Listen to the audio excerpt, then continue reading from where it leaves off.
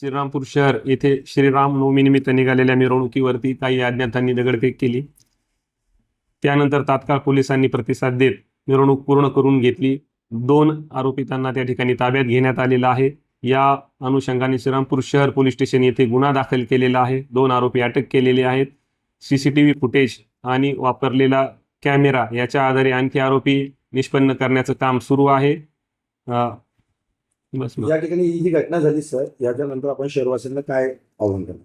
श्रीरामपूर शहर पोलिसांतर्फे आम्ही शहरवासियांना असे आवाहन करतो की कायदा व सुव्यवस्था अबाधित राहण्यासाठी सर्वांनी नियमांचं पालन करा, पोलिसांना सहकार्य करा आणि शहरामध्ये आपली शांतता व सुव्यवस्था अबाधित ठेवा. आपण जर पाहिलं, काल राम जन्मोत्सव देशभरामध्ये साजरा झाला आणि श्रीरामपूरला एक वेगळी प्रथा परंपरा आहे की एक वेगळी झेंड्याची मिरवणूक असते. 50 वर्षापेक्षा आधीचा काळ झाला की झेंड्याची मिरवणूक असते. पण जाणीवपूर्वक कुठंतरी श्रीरामपूर शहरामध्ये कुठंतरी या धार्मिकताच्या विषयामध्ये वाद घडवून आणायचे, तिथं कुठंतरी काहीतरी गालबोट लावायचं आणि या प्रथा परंपरा त्या धार्मिक आहेत त्या बंद पाडण्याचा प्रयत्न हा काही विशिष्ट वर्गाकडून आपल्याला करण्याचा पाहायला मिळाला.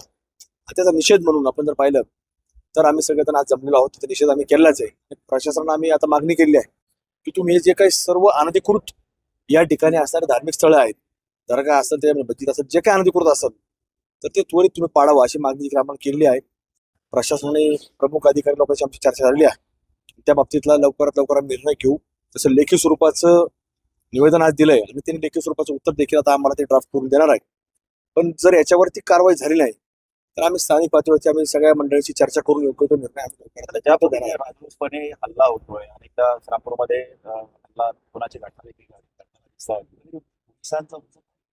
नाही, पोलिसांचा वचक आहे. पोलीस जे काही होईल ते करतात. पण आता हे विशिष्ट जो वर्ग आहे याच्यावरती वचक बसवणं गरजेचं आहे आणि तो प्रशासनाने करतं. ते प्रशासनाला फार मोठं आव्हान आहे की या लोकांवरती कारवाई करणं, याच्यावर वचक बसवणं.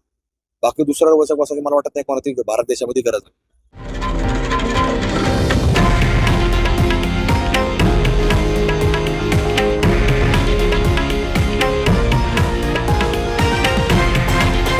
हे आहे देशातील नंबर 1 न्यूज नेटवर्क आणि आपण पाहत आहात TV9 मराठी, एकमेव.